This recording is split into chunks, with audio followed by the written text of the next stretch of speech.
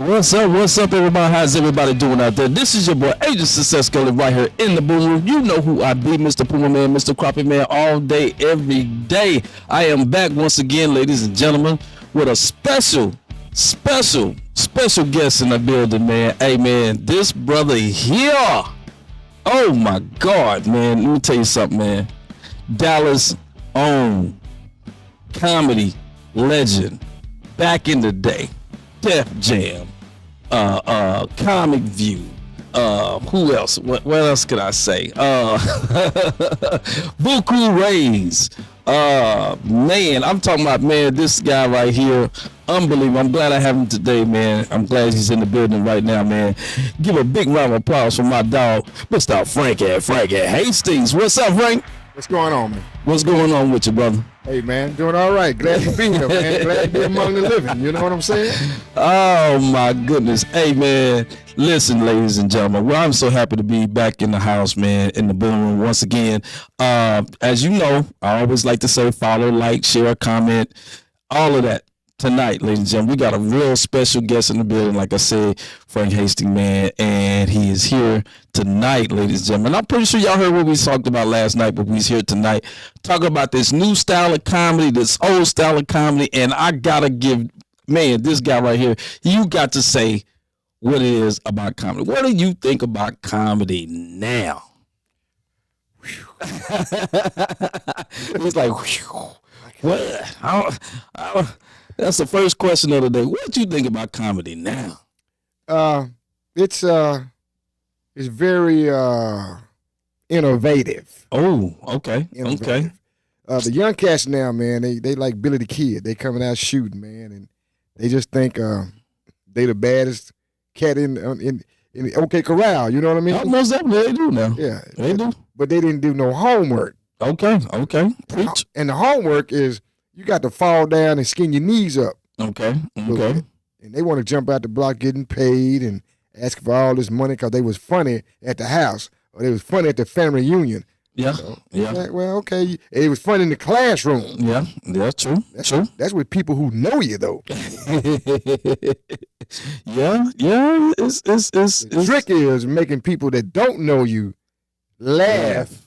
Not at you, but with you. Okay. I learned that from Steve Harvey's, the Ronaldo Rays, the Bernie Macs. See, I was with them guys when they wasn't. Can I say a bad word? No, whatever you want to say. When they wasn't shit. They were starting out like us, but they was touring though. They was in the chitlin circuit. Right. The chitlin circuit was strong back then. And we were trying to get in the chitlin circuit. Right. Vuku Ray was one of the clubs in Dallas. Right. That was inside another club. Right. Now let me stop you there. Because we're gonna get into that. We're gonna get into that. Because I really want to know on your point of view, how was that the first comedy club in Dallas that was black owned during that time? Was that the first? Yeah, in Dallas. But it wasn't a comedy club. No, it was a club called Savoy. Savoy was the name of the club. And Vuku Ray was inside Savoy. Okay, so was it the opposite room of the club? No. Okay. On that night, it was Vuku Ray. Vuku Ray. Now, who was that? A guy's name or the owner or who? No, the owner name was James Price. Okay, James Price. Okay, he had nightlife entertainment. Man, he let clubs all over. Most definitely, James Price, man. Big ups to James Price, man. Most definitely, James Price. What's up, Doc? We grew up together in the Nova days. All of us had Novas and shit. Yeah. James Price, good dude, man. Real good dude. So it was Savoy was Vuku Ray's was just the part of the comedy night, right? That was there at Savoy. Yeah. Now, was it a nice club? Or yeah. Okay. We used to party back in the day. So if y'all know about Bernard's too, that was the club was like 500 names. Oh really? Oh yeah, it was a bunch of names, man. Every time you remodeled it, changed the name. Shit. Oh okay. So with Vuku Ray, that was just the name for that comedy night to present comedy. Yeah. Okay, so what year was this? What year was this you started? I started comedy in 92. 92. So Savoy was already there. Oh yeah. Before Before, It was okay, already a dance club, man. It was popping, man. okay. Yeah. So when did the comedy actually start? What do you When think? Steve got there. When Steve got there, that was in 90 or 91? 90, 94, 93, 94. It's after see, it was already a club. Oh, okay. So the club was already there. Yeah, the club was But already Voodoo Rays didn't start till when Steve got there. And that was in what year? 94, I think. 94? Yeah. Okay. And that was that's when the style of black comedy started right there at Vuku Rays at Savoy Club. Yeah. With Steve Harvey. Yeah. Now, did y'all know Steve Harvey before he came there, or y'all were just? Oh, really? Y'all didn't know who he was? No, we met him up there. Oh, okay. And he welcomed y'all. How did it happen? Well, he was a comic, so but shit, James said, man, we're gonna start comedy night, and Steve Harvey is gonna be the guy that's over it. Cause Steve Harvey, when he first kicked it off, he was the show like every time. Okay. So he would do damn near an hour and a half before he bring somebody up. Dang. He was funny. He was the first guy that actually made me laugh, and I fell on my knees. Yeah. Dang. Yeah, I fell on my knees. And then it was funny. Yeah, he talked shit that whole night. I don't even know where he just talked, man. He wasn't ranting. He was talking. He was talking. Yeah, he was putting it together. But Steve had already been in the chilling circuit, so he was bringing people in. Right. Okay. So Shucky and the Net came up through there because they used to hit the improv a lot. Right. Oh yeah. So was the improv popular back then when Vuku Rays was at that time that Steve Harvey was doing it? It was popular for the white side. The whites. Or the black comics that were still trying to do the set-up punchline type thing. Right. The traditional comedy. Okay. Yeah. Okay. Traditional comedy because was because the improv. It was a lot of black guys that died a horrible death at Vuku Rays. Really? Fuck yeah. Because it was more. It was black. It was black. It was black. It was some real nigga shit. It was. Yeah, you could say that as a host, couldn't you? Yeah, it was. It was. But it was funny. You still had to line it up though. Don't get me wrong. Okay. But you had to deliver it different.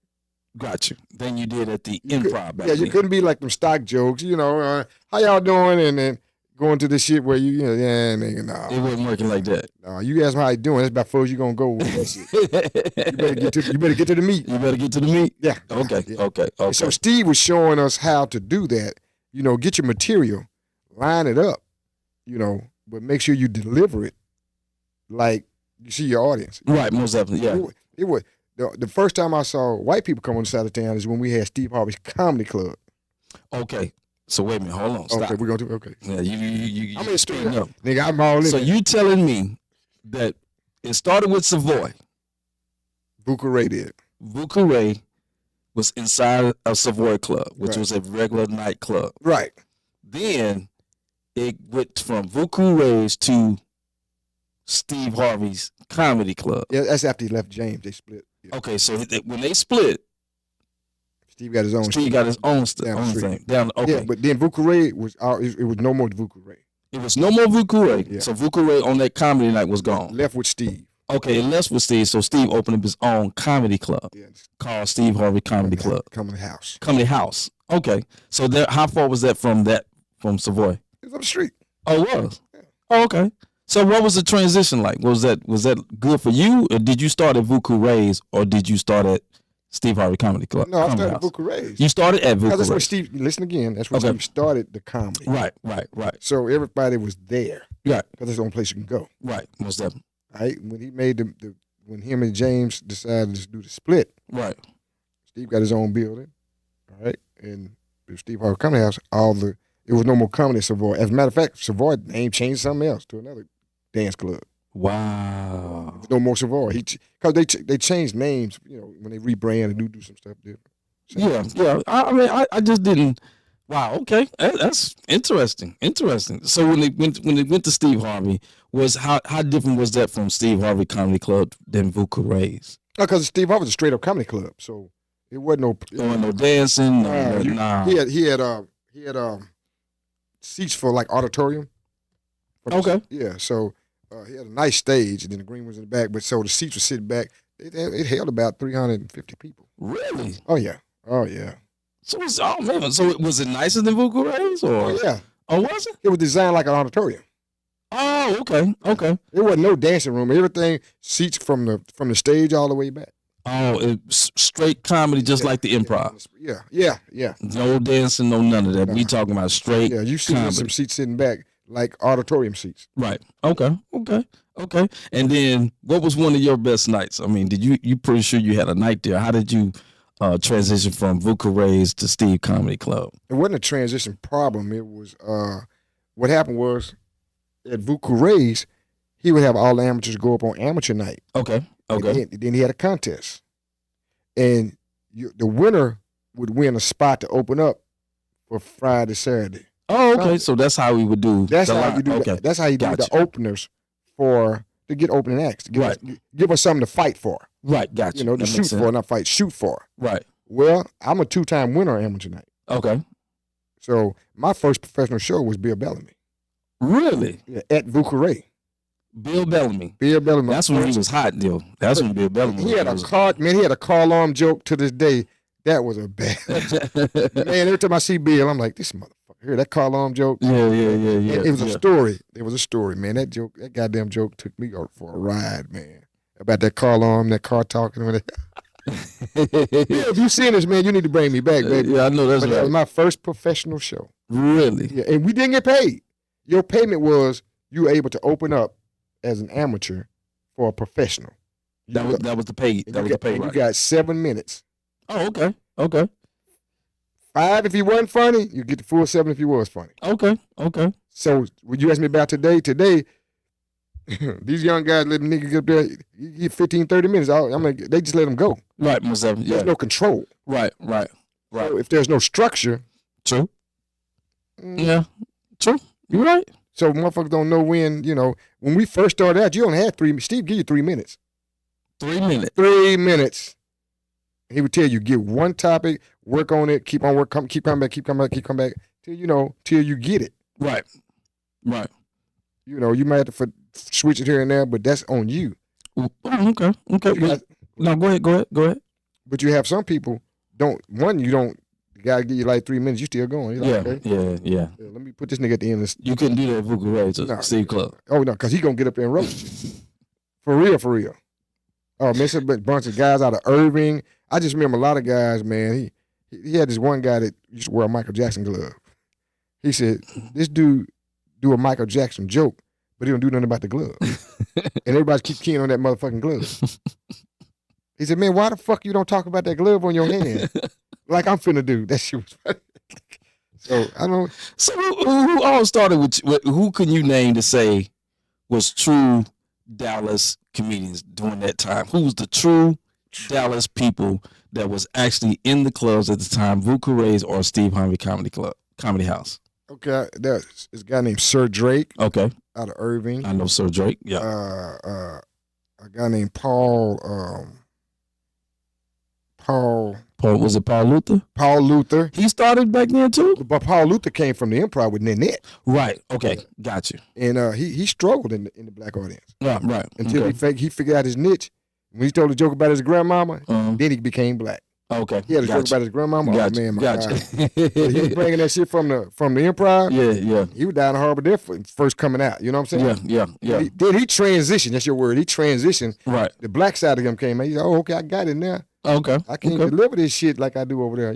Right. So he told a joke about his grandmama and the material. Shit, from that part on, Paul Luther did some shit about speed racing and shit. Yeah. He got animated. Then they started they started accepting it. Yeah. Everybody. And then you had what's this other guy name? Ken Cox. Ken Cox. Ken Cox. He come out of the improv type shit with Nanette and them. Oh, okay. Yeah. Ken Cox. I like Ken Cox. Ken Cox, cool dude. Yeah, me and him used to do writing sessions. Yeah. I remember he say, "Man, let me work on you." Yeah. I was like, "Okay." He said, "Cause you got something." I'm like, "Okay." So, of course, Shucky Ducky and Nanette. Yeah. There's some other cat. Gerald Young. Okay. Gerald Young used to be a waiter. Yeah, he told me. Yeah, he was a waiter. That's how he slid in that. You slid in? Yeah. As a matter of fact, it was Gerald Young a waiter, and Erykah Badu was a waitress. Now I heard Erykah Badu. We was all up there together. Really? And when we got, but she didn't do nothing at Vuka Ray. But when we got to Steve Harvey's Comedy Club, that's when she started. That's when she started singing. Oh, okay. Yeah, she sang. Yeah, from that, I didn't even know she went to Arts to the end. Oh, really? Yeah, she went. Yeah, she came out to Arts Mag. Yeah. But she was and there was a girl named. I see her poster at my house. Oh man, she went to Killeen with us. She was damn, I can't think of that girl name. I see her face too. Watch me remember when I leave up out of here. You think so? Oh yeah, definitely. Well, I have to text you back her name because she's on the. I see her face with me, her, and Ken Cox. We went to Killeen together on the show. So what is that woman's name? She's not doing no more, of course, but she not. No, oh dang. A lot of women back. Well, it wasn't a lot of women back then. Wasn't a lot of women doing. Charlotte the Great was another one. A lady. Charlotte, I remember Charlotte. Yeah, she started back there. Charlotte the Great, man. I don't know if she's still living or not, but yeah, she was old in though. Yeah. She was old in. Yeah, I like her, man. She was a really good, wonderful person, man. Yeah, she was. Yeah, she was our Marla Gibbs. Yeah. Okay. Yeah, she was our Marla Gibbs.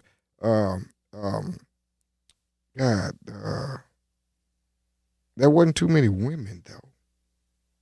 Just y'all guys. That's basically a bunch of guys, man, and we used to flood. Just like people flood the Improv on Thursday now, we used to flood Steve Harvey's Comedy Club on Thursday nights. And people would come because we were struggling to get that weekend gig. Right, gotcha. Then he got to where I became his favorite host, and I got paid. You had to earn that. Well, no, he didn't give it to me, but he saw me come from. I won his amateur night twice. Then I come over to Steve Harvey's Comedy Club, and he noticed like, with this, only thing he hated me about my name. He tried to change my name. Oh, really? He didn't want me to do Stank Meat. Oh, okay. But everybody in Dallas knew me by Stank Meat. Right. The college days and school days. So I'm like, dude, what you gonna change it to? Yeah. Hey, you've been having it for that long. Might as well keep it. So even Ronaldo Ray, when I went on tour with him, he said, "Like, damn, Stank Meat, you funny, but a name like that, you couldn't make it in L.A." So I went to L.A. with him. We went to Kentucky. Uh-huh. And we went to Houston.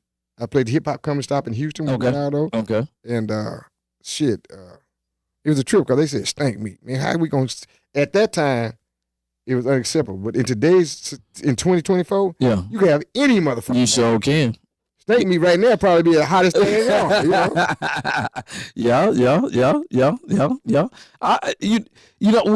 Me being from Oklahoma, and I moved here because I wanted to be in the Steve Harvey Comedy Club. I heard about it, and I moved here to be there. And when I got here, he was gone. Yeah, that kind of messed me up. But I stayed. I wanted to stay in Dallas. Dallas was like some place I really wanted to be. So I stayed, and it was cool. Like I said, I missed it. I really wanted to be a part of that. That was a learning process. Yeah, it was. I really wanted to come up under that umbrella, man. And I know a lot of y'all did. Yes. See, I met like Arturo Shelton, Ornez J, Simply Marvelous, Thea Fidel, Bernie Mac, D.L. Hughley before he became the D.L. where can't nobody open up for him no more because up there, he was humble. Right. Really humble. Yeah, but now I hear, he don't want nobody to open up for him. So. That ain't how you got started though, dog. No, we all started. I remember those D.L. Hughley days. Yeah, oh yeah. With him, Steve, and us up there, we was all the same people. Yeah. Cause this before they did. This before Kings of Comedy. This before all that. Yeah. Now was Def Jam was just starting. Cause Comic View got filmed. That's I got on Comic View. They filmed it at Steve Harvey's Comedy Club. They did. Yeah, they filmed the episode there, and that's where I got on it. So, during that time, Def Jam was just now coming out. Yeah. Now that's when Comic View came out first. Comic View was first, because Comic View was a couple of years before. Comic View was what, 88, 89? No, man. Yeah. Not the 80s. Late 80s. Maybe 89 going to 90, because I started it, because they filmed me in 90. What year? 94. Mm-hmm. They filmed me in 94. Yeah. They probably was already in running about 2 years because they had a whole bunch of stuff going. Okay. They had a whole bunch of everybody. So we say maybe 90, 91? That's when Hope Flood and them was fussing about the pay. Right. I remember that. Yeah. I remember that. They would get us more pay. Most definitely. Yeah. And at that time, Steve, I know they filmed Steve saying he would never be on Comic View. He talked bad about Comic View. I remember that. I can't believe it now. The BET got him on everything. Everything that is. So when Steve Harvey Comedy Club, that's when, like you say, the Def Jam, the Comedy View was really hitting. Like, did a lot of Dallas comedians besides yourself go to those type of stages to perform? Yeah, or what? Shucky did, Nanette did, me, Ken Cox, Paul Luther, and Ken Cox did a routine with Superman. I remember that. God, I remember that. He did a Superman. Came out of Superman. I remember that. Yep, I do remember that. I do remember that. You know, the first person I seen out of Dallas on Comedy View was Paul Luther, and I never forgot this face. I never forgot his face. Yep. Mm-hmm. Speed racer joke. Yep. I never forgot that face. And when I moved here, I met him. This is the first time I met him. And I'm gonna tell this story. I have to tell this story some other time because he got to be listening to this. It was a crazy the way we were at a comedy show, and the dude was doing poetry, and his poetry was horrible. And me and him looked at each other. Didn't know who I know who Paul Luther was. He didn't know who I was because I remember him from Comedy View. And when I seen it, I looked at it. I was like, "This nigga bombing." We back there crying, laughing because he was so serious about his poetry, it wasn't good. But everybody else was like, they didn't know what to clap, they didn't know what to say because this dude, he was just hysterical. But man, that was the first time I remember that I met Paul Luther. So big ups to Paul Luther, y'all. Big ups to Paul Luther. So during that time, you got you on Comic View because why did they not pick people to do Def Jam out of Dallas? I always wanted to ask that. You know what? I heard from other comics, even one from Houston, because they would get guys from Houston before they would. Right. And I don't know, it was just a bad taste. I remember when they was trying to get people on Def Jam, they had the auditions at the Improv in Addison. Really? The guy came down, whatever the black guy name was, but come to find out, it was just a hoax. It was just something for the Improv to make some money off of. Wow. Promoted as if y'all come do the Def Jam trials, this is what you think. It's a big deal. Nobody. Wow, that's crazy. Yeah, they use it as a draw. Oh, okay. So did Jamie Foxx ever come to No. Steve? Really? No, he didn't come down there. He didn't perform in Steve Harvey's Comedy Club and right down the street in Terrell, Texas. Well, he was already in California. Oh, he left he graduated in what, 88? He was already gone. Dang. So he never came back to do nothing there? Not in Dallas. Wow. My Big Mouth Entertainment in the building. What's up, guys? You know OJ DJ Taz. You know him? Yep. I know what you're talking about. I know what you're talking about. That's my hometown right there. He from my hometown, bro. Hugo? He's from Hugo, Oklahoma. I went through that motherfucker about a month ago, man. Finally realized why you didn't bring me down there. You see it, don't you? Yeah, man. I thought about you like, damn, I'm glad it's right there. You see it, don't you? Like, there's nothing there, man. But I love my hometown, man. Big ups to Hugo, Oklahoma. What's up? Yo, now it's yours, and I like the way, because it seems like you have gonna have a way better story than how you were brought up in comedy. Oh, now the new generation, look at what they're, man, and I'm gonna say this. I hope a lot of little jelly work. Okay, I feel you. I want to say this because a lot of young comedians, I don't think they understand. And let me say this because it's just like when our parents grew up, growing up when they had whites over here, blacks over here. We just didn't. We never could understand because we didn't have to go through. I didn't, even though I'm from the country. I didn't have to go to a whites only and a black only. I didn't experience that, so I don't know anything about that.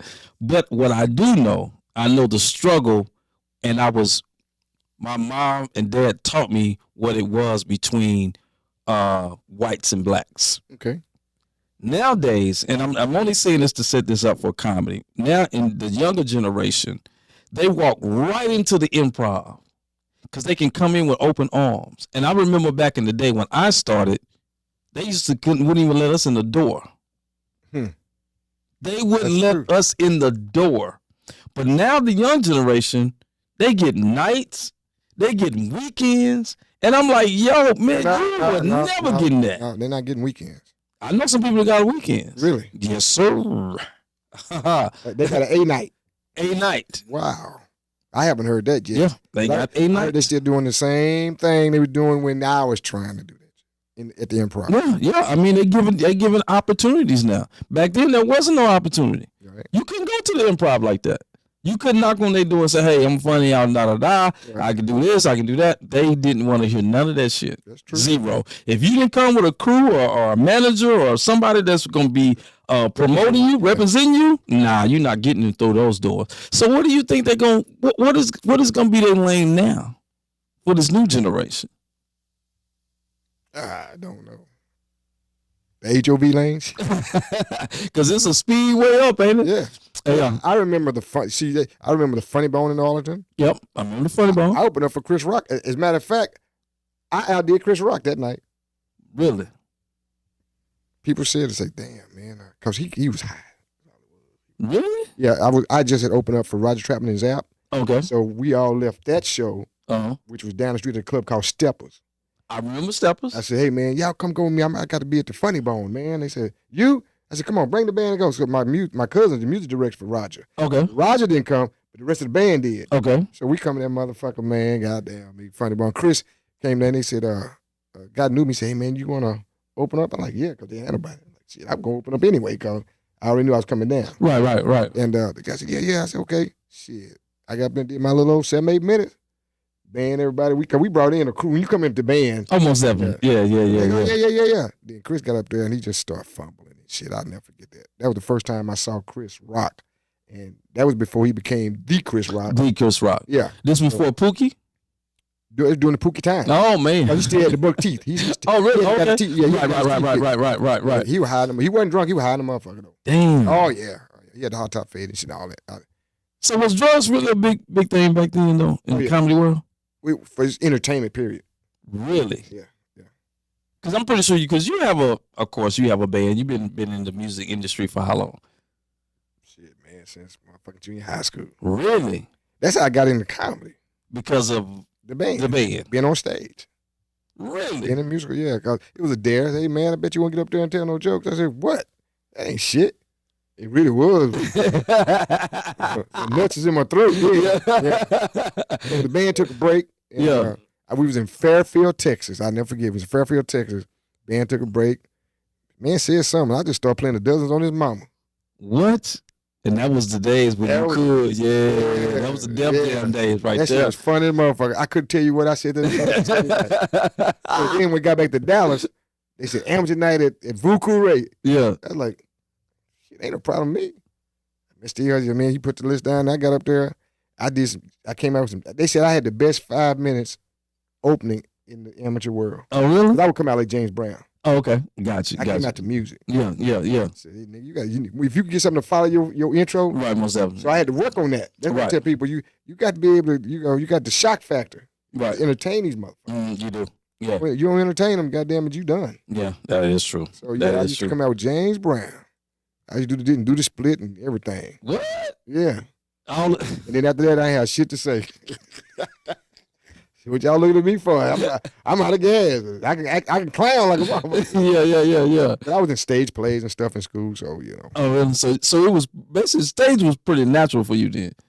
Yeah, because in high school, every time a talent show came up, they would want me to put together a group and steal the show. I was like, no, we band people, dog. We ain't fair. So you remember the song Apache? Dun, dun, dun, dun. Yeah. Jam on it. Yeah. I put some guys in the band. I had a trumpet section, had the drums, had the, so we took some sheets and wrapped them around us and wore like a toga and turned the talent show out. Are you serious? It was my idea. One day before the show, I was like, okay, man, you going to do this. And the band director said, you know what's going to happen, don't you? They're going to all say the show was staged because y'all are band people. I said, yeah, we're going to have fun, though. So we came up there dressed like togas. Ever since then, every time she go, call Frank. I'm like, no, remember not ideas, man. Oh shit! So no, that's interesting, man. It's just, so basically, it was just something that was inside of you just to be on stage. Then Pretty much. That's my therapy. So now I do private events. I do and the comedy thing. I tell them all the time. I say, look, you got guys charging you $2,500, $3,000 for 3 minutes, 4 minutes. I said, if you ain't got no budget, don't call me. Yeah. Now money plays a big factor in this. Now you got to work harder. Because of the new guys coming out doing, every time you turn a corner, nigga got a room. Yeah, most definitely, yeah. And the first people asked for was so-and-so did this. I'm like, well, I ain't so-and-so. Right. I come from the school of hard knocks. This shit got to be organized. Right, most definitely. You just can't get up there and just, this ain't like popcorn and the popper, just, that ain't the way you do jokes. Nah, you gotta structure some shit out. And then when I went to California, sometimes I get it. California, LA, New York, they have 14, 15, 20 niggas trying to get on stage, open mic.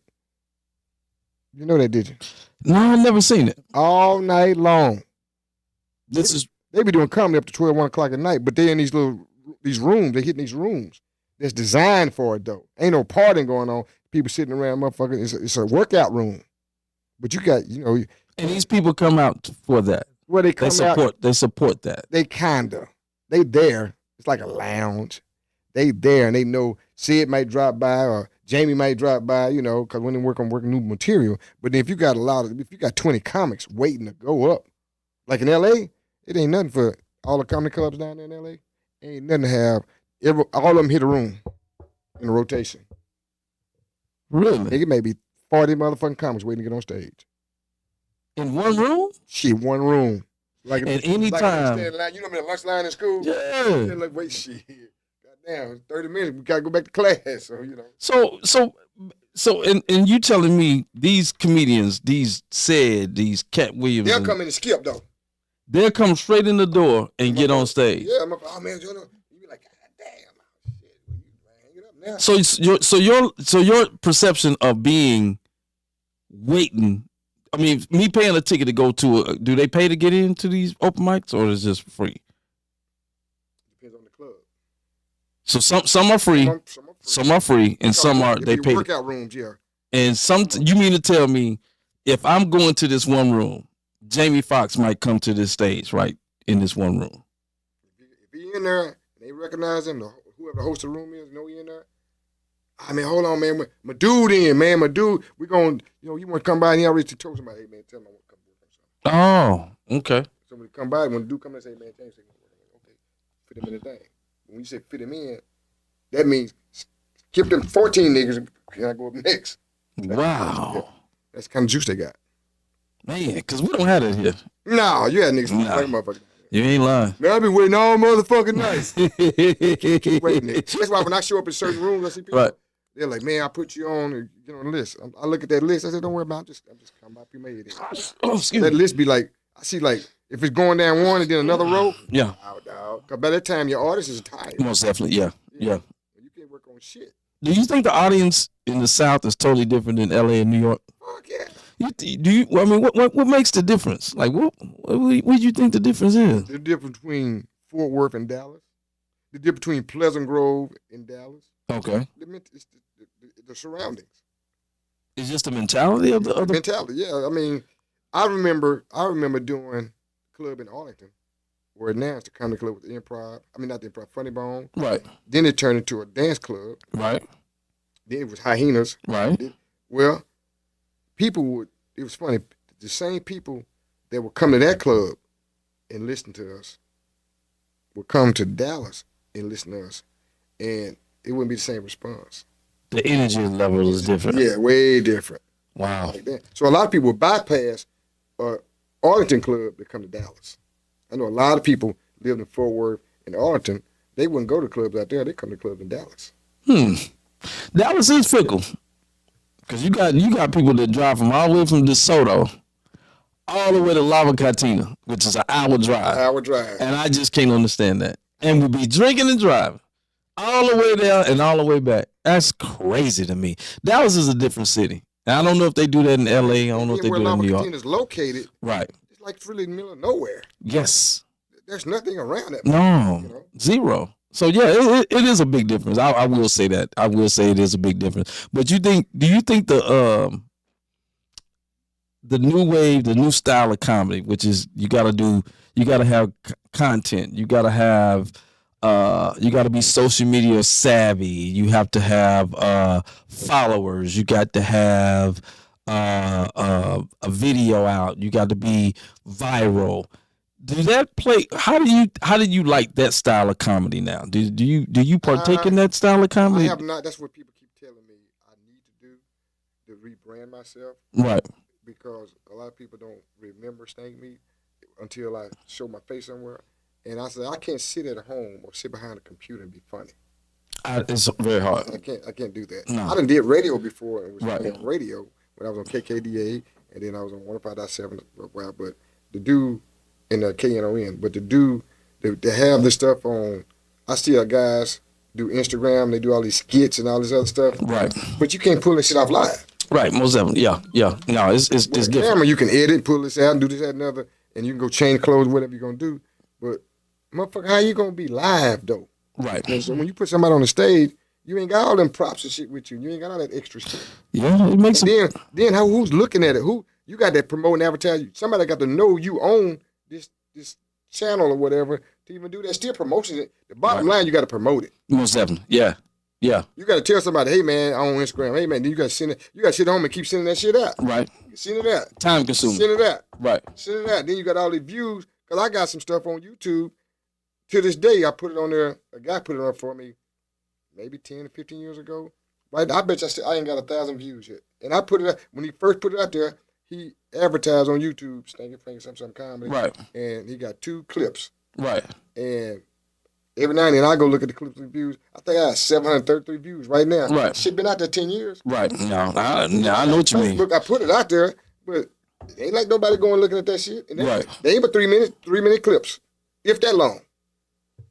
Yeah. Just to promote me, but I'm like, man, I'm not gonna sit here and keep begging folks. Go look at my go. Yeah. Go look at it. Then I even send it. I send it on what you call it, text messages. Yeah. Mm-hmm. Folks are like, okay, I'll check it out. Check it out. Right. I'm like, okay, right here now. What? 10, 15 years later. Right. 738. Right. No, I know what you mean, brother. Believe me, I know what you There's got to be mean. another catch to all these people. I got 1 million views. What you do to get 1 million views? Who you tell to keep that shit going like that? Cause when I look at some of them, they come up. I'm like, that wasn't all that hot. Nah. Nigga put a wig on, was frolicking around. Yeah.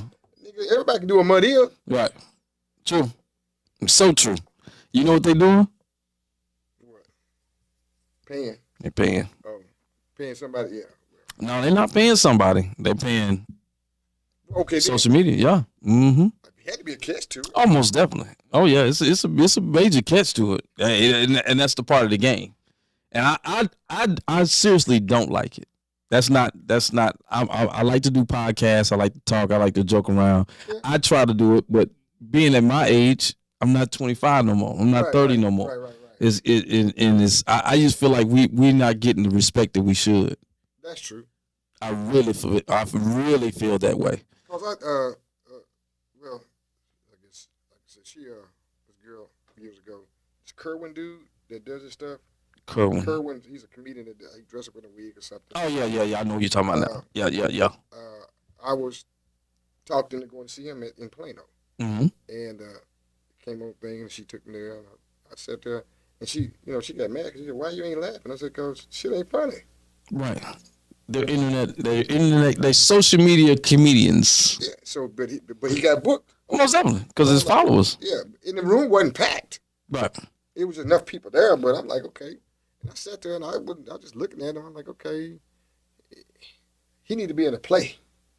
Yeah. So you got some comics that are, I call them situation comics. You can put them in a play or something. Right. And they funny. Right. Because they playing off other folk. Right. That makes them funny. Right. But by themselves in that same character, you got to do a whole lot of developing. Yeah, that's true. That's true. Now, let me ask you this. I had this question before, and I want to see what's your thought, your opinion. What is a comic and what is a comedian?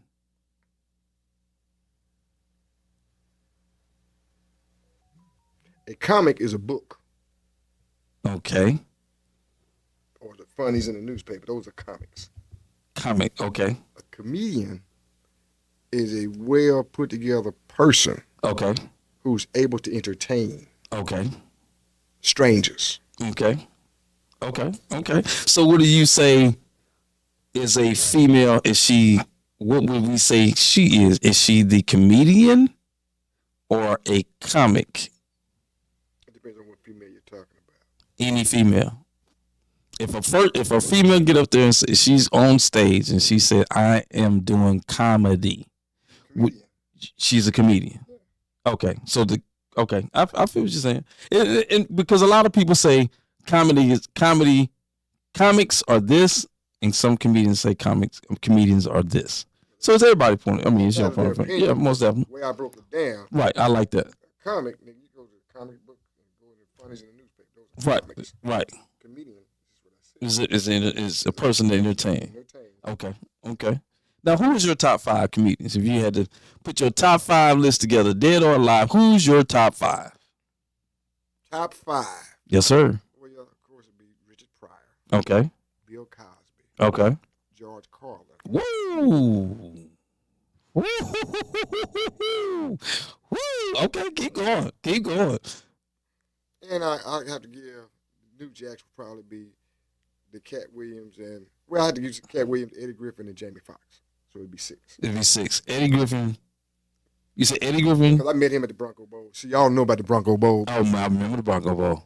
Oh, Bronco Bowl was cold, man. I love the Bronco Bowl. Boy. Oh, man. Eddie Griffin. Okay. And Jamie, you put Jamie in there, too? Yeah, because he's entertaining. He's very entertaining. That's, again, as a comic, same with Bill. See, one thing I found out in my niche. Okay. This came from the rest in peace, Mr. Ronaldo Ray. Okay. He told me, he said, now I figured out who you are and what you are. So this is what I need you to stand. He said, you got Bill Cosby, Richard Pryor, and Eddie Murphy. Okay. In you. Right. He said, you look like Eddie Murphy. Mm-hmm.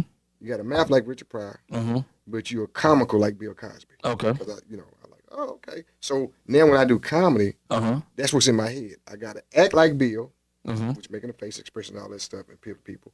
Then I got a mouth like Richard Pryor, and then I favor Eddie Murphy. Okay. I like that. No, that's my style. So, that's it, yeah. Yeah, other comics got it, because you can't reinvent the wheel. No, you got every comic out here be after them guys.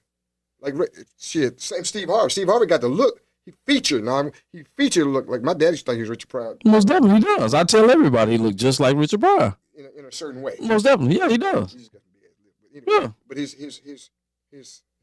used to be, his persona was a Richard Pryor type style. I saw that. Yeah.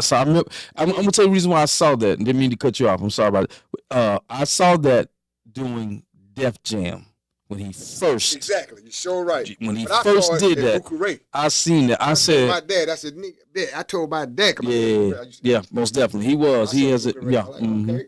So then, when I was on tour with Ronaldo Ray, he said when he was sitting me, we sitting there. He started laughing at me because he's never seen.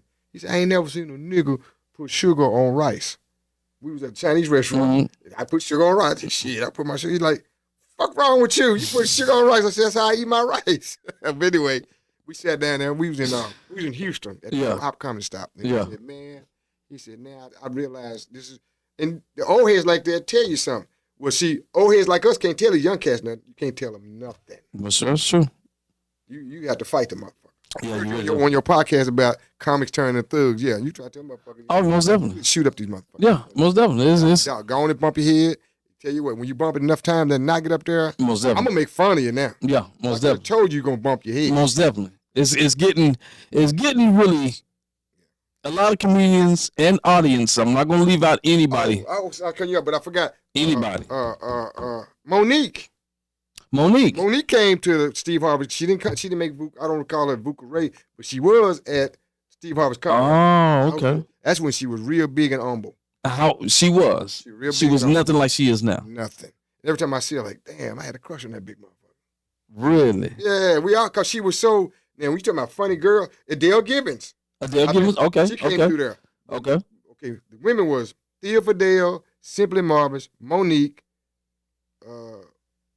Melanie Camacho. Oh, she was back then too? Yeah, that's where I met her at. Damn. Oh, Malik Macho, old motherfucker. Really? Seen her a couple of B movies. Yeah. She got young. Was Samoa never in there? No, Samoa wasn't there. Adele Givens. Was Cheryl Underwood there? Cheryl Underwood. She was there? I opened for her at a place called the Executive Club. Yeah. That's when Cheryl should be fine. Oh my gosh. Yeah, Cheryl was fine. Cheryl was fine. We on a poster now. She was advertising condoms. Oh really? Yeah, me and her did this show. She with this guy. She goes, yeah. I got that. I'm about to send you a copy of that. Yeah. I gotta see that. That's old poster. I want to see that. I want to see that for Cheryl sure. Underwood. Yeah. What's up, Big Cheryl? Underwood. At the Executive Club off of Loop 12. Off of Loop 12. Yeah. Was it? It was a club. It was a club. Yeah. Was it? Let me see if I remember this. Was it up? I don't think that was the one that was on the hill.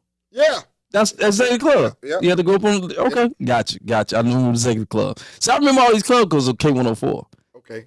Back in the day, because we used to, we used to pick up K104 in Oklahoma in the country. Okay. Yeah, but you had to run a long goddamn antenna, nigga. Your antenna got to be about 15 feet long, nigga. I swear to God.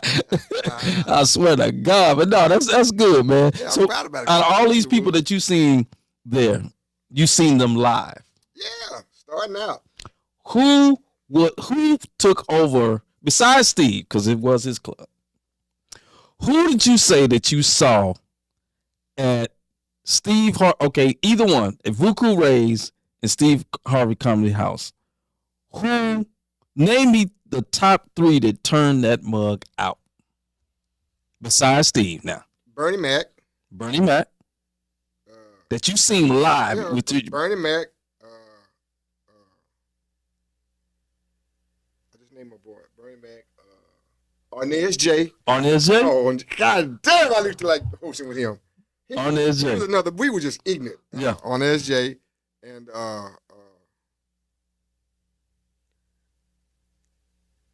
that's a good one. That's a good one. Oh! George Wallace was up there with me. I hosted with him too. George Wallace. Yeah, George Wallace did good. That you seen. That I was with. Those are nights I hosted too. So you seen with your eyes. I was right there, and they used to make fun of my name. Oh, wait a minute. J. Anthony Brown. J. Anthony Brown gave me a joke about me being snake on my nose. Yeah, J. Anthony Brown was it was over 4. Oh, damn. Yeah, J. Anthony Brown. Yeah. Now, what female? J. Anthony Brown came. You gotta give me one female that really like. Yeah. She. I know this is finna be Monique. Really? Yeah, then Cheryl Underwood. Monique. Cheryl, they you know what? They kind of running neck and neck. Yeah, because Cheryl was just kind of back then. Cheryl was, she was in the military, she was out. So both of them back then, when they came up there with us, again, we was amateurs, but they wasn't in the big circuit yet, but they was there. They was they was still in the chitlin circle, but they wasn't. They wasn't on that top. Yeah, they was making their mark like Steve was. They was traveling in the circuit. Okay. Getting paid for shows. They were getting paid. Yeah, they were getting paid. Yeah. Oh, okay. We were trying to get where they was. We were still amateurs compared to them. We still, like, for example, I always say you're an amateur for 5 years till you feel your way. Your first 5 years, because it's like in football. Right, what's that? When they do jump out in that freshman year, on the NFL, you're a bad motherfucker. Mm-hmm. But that sophomore year, that junior year, that 3-4 years ago, boy, hey, you already know. In the comedy game, your first year, you out there, everything funny. Then you ain't found your niche, your style. Right. Man, you got to remember, am I gonna this way? I'm gonna stick with this, or I ain't gonna stick with that. Ain't funny. Right. It will put you in a depressing state if you gotta get right. And I'm trying to figure out how to be funny. Right. Being funny, I gotta get a job. Oh shit, okay. Fuck this shit. Yeah, most definitely. Then you got people say, come on. Then you got people during that time, other comics making fun of you. So now your skin got to become thick. Yeah, most definitely. Yeah, we used to joke all the time. Yeah, you nigga, you what? Oh, you see that nigga? Oh yeah, that nigga there just left the stage. I can't, Yeah. It was bad back in the day. You had to have some tough goddamn skin. Yeah. You had to have some tough skin. One thing about the Dallas comics here. That's all we did was go. Most definitely, yeah. That's all it was. We had fun doing that shit. Yeah, but it doesn't. Yeah. Now, was Denzel Snipes doing that time? Snipes. Man, I forgot about my boy Denzel Snipes. Big up to Denzel Snipes, man. Rest in peace, Denzel Snipes, man. Rest in peace, Denzel Snipes, my partner. Now, you know what? He was a hell of a writer, though. Yeah, he is. Yeah, he was. He Yeah, put yeah, something together. yeah. He could. Yeah. Denzel Snipes. Yeah, but he was part of the Dallas Oh yeah. crew. Oh Okay. yeah. Oh yeah. Good. Yeah. And see, he was. Oh man, when Denzel would do his comedy would sneak up on you. Yeah, he will. Yeah. Like, God damn, that shit funny, motherfucker. Yeah. And when he originated the name Denzel Snipes, fucking man, let me tell you, I boy. said, nigga Denzel. Oh Snipes. my lord! When that nigga told me that name, nigga, I said, what? Denzel Washington Wesley Snipes. He said, you nigga? He went to the same high school I went to. Yeah. He told me. Okay. He played tuba. No, he played trombone. Okay. No, he played baritone. I'm sorry, baritone. Oh really? Yeah, he played baritone. Oh, okay. Yeah. Oh man, I miss old Denzel Snipes, man. My partner. Mozane was a girl that came out. Mozane was there? She came out in the latter part of the comedy. Right. She come through Correa, but she came to Steve Harvey. She was right there at the end of where it closed. That's what she used to talk to me about all the time. She was right there at that time. Mm-hmm. There's another girl. That girl up there that me and was Miss Vicky there? You know what? Miss Vicky. She was near the end. She was at the end of okay. She was at the end. Yeah. Okay. No, that's because Miss Vicky came. I remember she tried to do some gospel jokes in the club called the Executive Club. Oh my Lord! No, she didn't. No, she didn't. And Coach's Corner. Corner. No, stop. Coach's Corner, man. Man, what? Frank Jones, big up to you, man. Rest in peace. I was the only guy that would do comedy in his club. He let the lady come in there. He's like, that's why I don't do this shit in my club. She come in there trying to do that gospel shit in that motherfucker. Yeah, man. Oh, he passed? Yeah, Frank Jones gone, man. Oh my God. How long has it been? I mean, I didn't know. I really didn't know. 6, 7 months. Oh, it's been recent. Yeah. Oh man. Really good dude, man. Yeah, man. He gave me a good break, man, when I started doing comedy at his club, man. He let me yeah. Mm-hmm. I made the way for y'all because he wouldn't let no comics in there. Yeah, he did. He was a party guy. He said, man, I don't want that shit in my club. Come on, man. But see, my band played. Uh-huh. So everybody knew me. He said, so I did a comedy show in that month. Right. Mm-hmm. And it went pretty good. Yeah. But again, I knew timing-wise, let's get this shit on, get it off. Right, most definitely. He wanted to make it money. He wanted them niggas to dance. Yeah. Thirsty. Uh-huh. Yeah. He did. He told that, and that was the first thing. Don't y'all be too long. Yeah. Don't be too long. How long y'all show? I said, hey, man, it's about an hour. We only did, it's about 4 of us. We only got 10 minutes apiece. Nigga, that's it. Because that's all we basically really had, about 10 minutes. Because we had just now getting into, that was probably about my 4th year, maybe 3rd or 4th year doing comedy. So it was one of those. Yeah. Coach's Corner. I remember that, man. So with Dallas, man, who you like in Dallas right now? If you had to pick some Dallas comedians, you had like five or 6 guys to pick out of Dallas, who would you pick out of Dallas, Texas, man? Me. I love it. That's what I'm talking about right there, nigga. That's what I'm talking about right there. Hey, that sums it all. Ain't nothing else to be said. Ain't no name calling. Ain't nothing. You can't be saying, oh, that nigga forgot about it. No, he didn't. He said him. Nigga, he is it for all 5.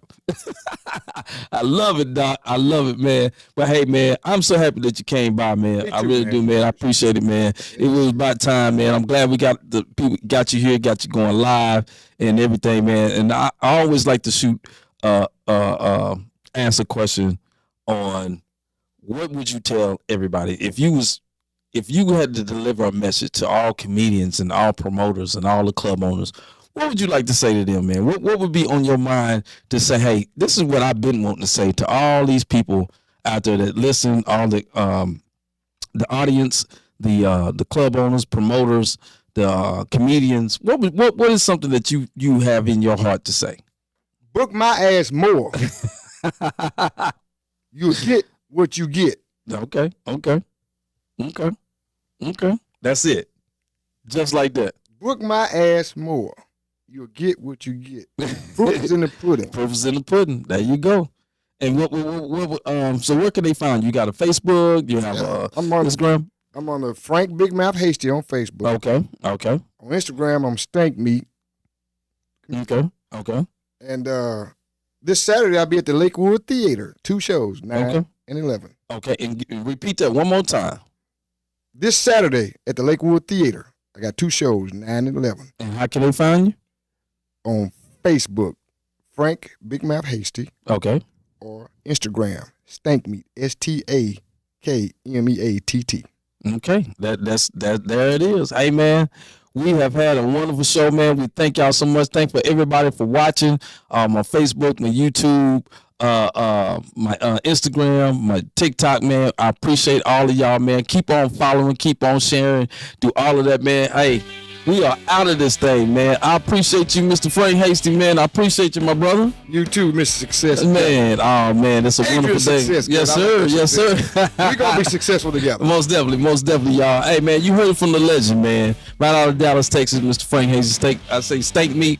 Man, this guy right here, man, has came through, blessed us tonight, man. We appreciate everybody, man. Thank you so much, man. Keep liking, keep following, keep sharing, comment, subscribe. All of that. We need all of y'all, man. Appreciate everything, man. Thank y'all so much. Peace and love to everybody, man. We'll see y'all, man. Holla. Peace.